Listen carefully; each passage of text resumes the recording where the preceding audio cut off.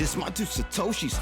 This my two Satoshis. Who need 2 cents when they can get double from stacking Toshis? Yeah. It's your boy Crypto Blood. Welcome to another episode of My Two Satoshis. It is December 7th, and this is another crypto news update. Look, today we got to talk about what's going on in the markets. It's doing exactly what I thought it would do. We got a recovery going on, but we're getting stuck at that $51,000 marker. Around there and abouts, and this is a critical area that we need to definitely watch out for and pay very close attention to. I'll explain technically about that in a second and how critical this level is for us. But also we got to talk about Omicron. But the whole reason why the markets and the cryptos and the equities stocks went down was because of this new variant, the Omicron variant. Some people on Twitter and Black Twitter are calling it the Omicron variant, which is crazy. But more information is being found out about how this variant might not be as potent or as deadly as some of the other variants. It spreads more, but it looks like some of the data is showing that it's not as deadly. So we'll take a look at that and analyze that for you. That's good news for cryptos for sure. But it's kind of early. It's only been like a week and a half since this Omni variant has come out. So we'll have to pay attention to that. And I'll definitely keep you guys updated on that. But this one is really what is shocking me. Not really, it shouldn't shock me. But it's just interesting that to see the CIA is confirming rumors about them working on a cryptocurrency project. Actually, a number of them. I'll go over that in today's episode. Years ago, even back when I got into cryptos and before, 2013 and before, people had this theory about the CIA creating Bitcoin. Well, I don't know if that's still a popular view, but it's interesting to see the CIA is working on a few cryptocurrency projects. We'll talk about that. And then the guy who claims to have made Bitcoin himself, he's vindicated. He doesn't have to pay over, like $60 billion in Bitcoin holdings, which personally, I don't even think he has the keys to these wallets, but he will have to pay $100 million in damages to the Kleeman family. That is Craig Wright. That's what I'm talking about. We'll talk about this case that happened in Florida. This is out of coinspeaker.com. And then lastly, the Biden administration is spotlighting digital assets in the global corruption scheme, calling for greater AML, that's anti-money laundering, regulations or requirements. If I have time, I'll definitely touch on this one. This could have some implications for you as a digital asset holder.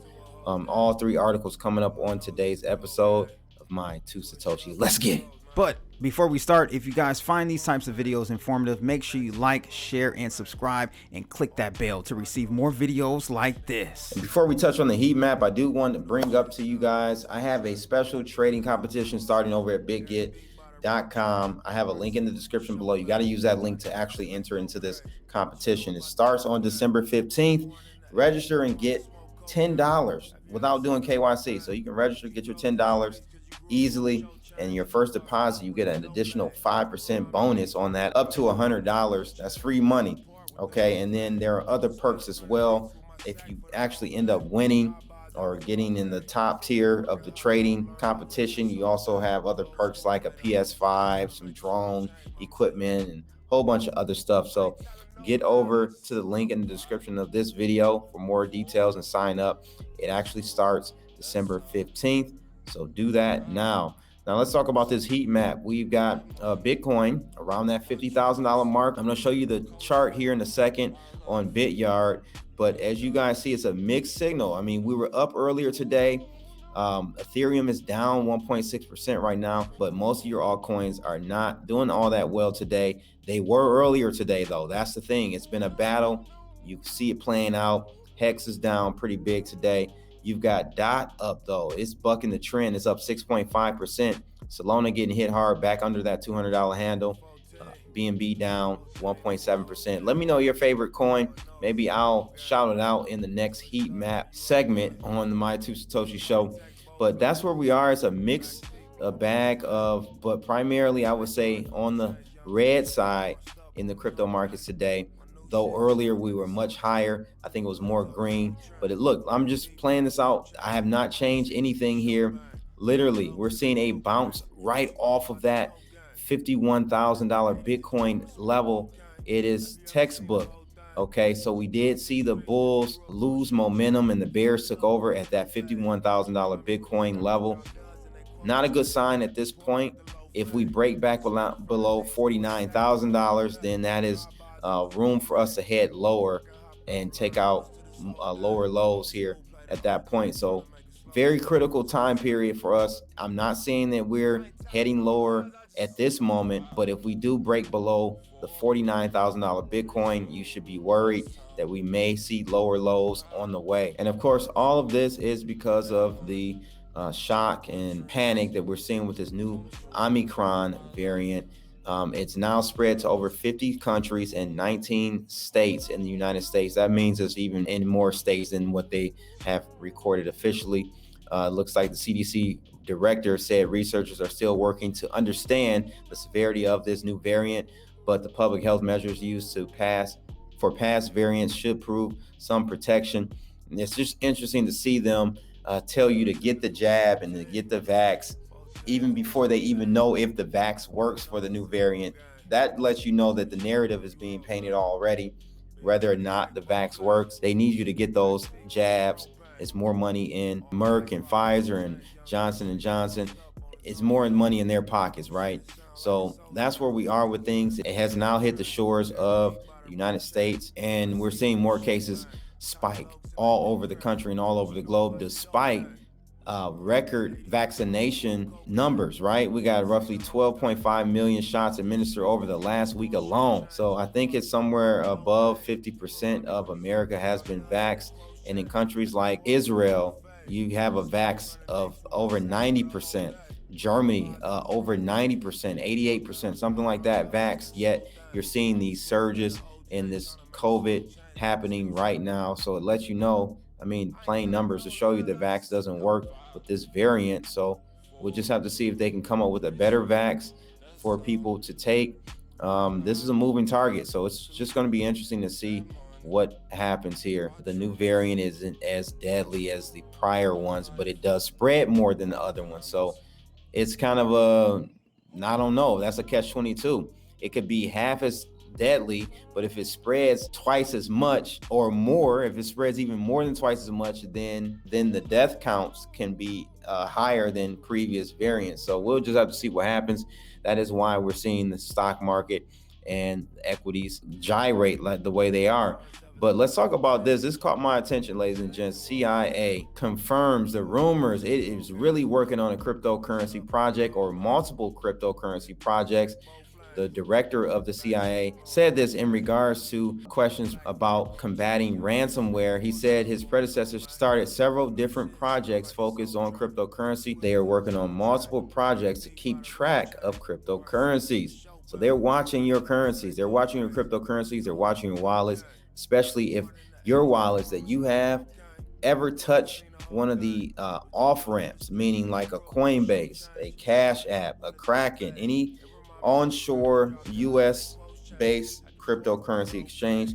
If any of your external wallets touch any of those wallets, meaning you send funds either from a Coinbase to an external wallet that you own or vice versa, those are being analyzed not only by the CIA, but also by companies like Chainalysis, who have been hired by organizations like the CIA and other Department of Defense and all these other federal agencies.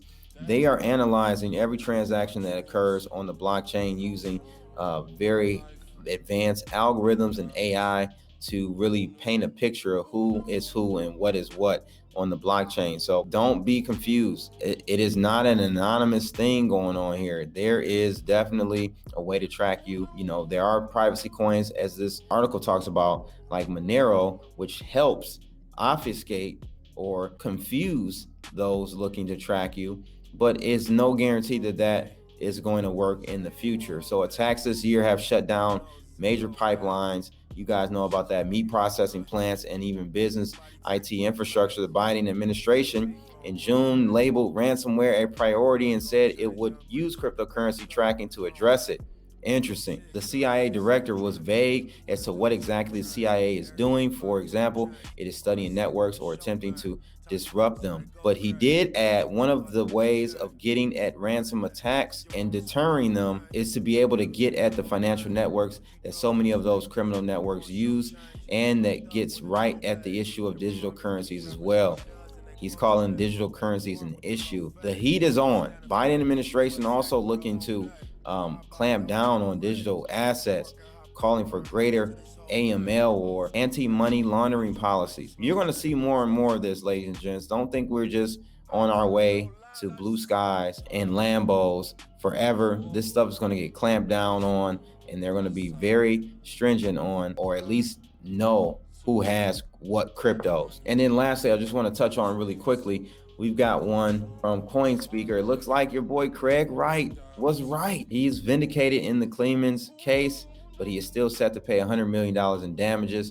Looks like the jury in the Clemens case had a tough job, and they were mostly unable to agree on the majority of the counts levied against Craig Wright. Craig Wright, as you guys probably know, is claiming and has been claiming to be Satoshi Nakamoto for many years now. I call him Craig wrong, but he was vindicated by a Miami jury in the civil case filed against him by the family of his late business partner, Dave Clemens. He was directed to pay the sum of $100 million in compensatory damages to WNK Info Defense Research, which I think was the company that Dave Clemens founded. According to his brother, there were a number of documents and evidence that were presented to show Wright and Clemens were jointly involved in the creation of Bitcoin in the early days. One of these incriminating pieces of evidence, the verdict has been seen by Craig Wright as a testament to the fact that he is not a fraud. He said he welcomes the jury's verdict.